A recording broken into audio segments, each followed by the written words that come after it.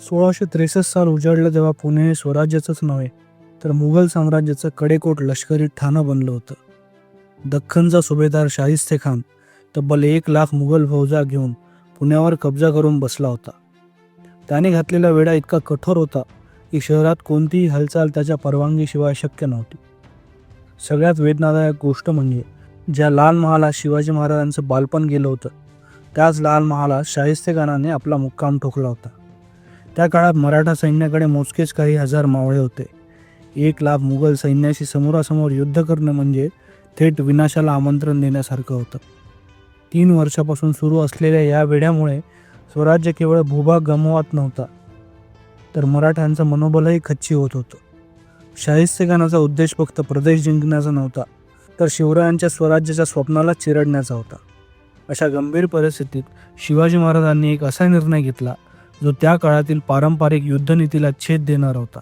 थेट शत्रूच्या फौजेशी लढण्याऐवजी त्यांनी शत्रूच्या मस्तकावरच घाव घालायचं ठरवलं.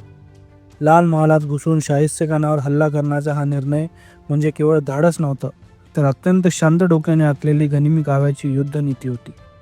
कारण लाल महाल म्हणजे कडेकोट पहारांनी वेढलेलं मृत्यूचं घर होतं. मराठ्यांकडे मोठा तोफा किंवा प्रचंड सैन्य नव्हता पण एक अमूल्य भांडवल त्यांच्याकडे होतं. ते म्हणजे स्वतःच्या भूमीचं आणि भूगोलाचं अचूक ज्ञान. बहिर्जी नायकांच्या नेतृत्वाखाली पुण्याचा प्रत्येक कोपरा आणि कोपरा तपासला गेला. लाल महालाची रचना शिवरायांना माहिती होतीच पण मुघलांनी केलेले बदल समजून घेणे अत्यावश्यक होतं. महिन्याभराच्या रेकीनंतर एक महत्त्वाची गोष्ट समोर आली. रमजानच्या महिन्यामुळे रात्री पहाऱ्यात थोडी शिथिलता होणार होती आणि एप्रिल महिन्यातील लग्नसराईमुळे शहरात वरातींचे ये जा सामान्य झाले होते. ही सवय मराठ्यांसाठी हत्यार ठरणारी होती. या मोहिमेसाठी केवळ 400 ते 500 निवडक मावळ्यांची निवड करण्यात आली. वेषांतर करून शत्रूच्या नजरेत न येणं आणि सिंहगडावर पुण्यात उतरून पहाटेपूर्वी सुरक्षित माघार घेणं या सगळ्यांचं अचूक वेळापत्रक आखण्यात आलं. अखेर 5 एप्रिल 1663 ची रात्र निश्चित झाली. योजनेनुसार मराठे लग्नाच्या वरातीचं सोंग घेऊन पुण्याच्या वेशीवर पोहोचले. आत्मविश्वास इतका ठाम होता की मुघल पहारेकरांनीच त्यांना शहरात प्रवेश दिला. शहरात शिरल्यानंतर मावळे 2 गटात विभागले गेले. एक गट बाहेर लक्ष ठेवण्यासाठी थांबला तर दुसरा गट स्वतः शिवाजी महाराजांच्या नेतृत्वाखाली थेट लाल महालाच्या दिशेने निघाला. स्वयंपाकगृहाच्या भिंतीला भगदाड पाडून आत प्रवेश करण्याची योजना आखल्या गेली. मध्यरात्र उलटून गेली होती. संपूर्ण लाल महाल गाढ झोपेत होता. शिवाजी महाराज थेट शाहिस्ते खानाच्या खोलीत पोहोचले. अचानक समोर मृत्यू उभा ठाकलेला पाहताच शाहिस्ते खान घाबरून खिडकीकडे पळाला. प्राण वाचवण्यासाठी उडी मारत असतानाच महाराजांच्या तलवारीचा एकच घाव बसला.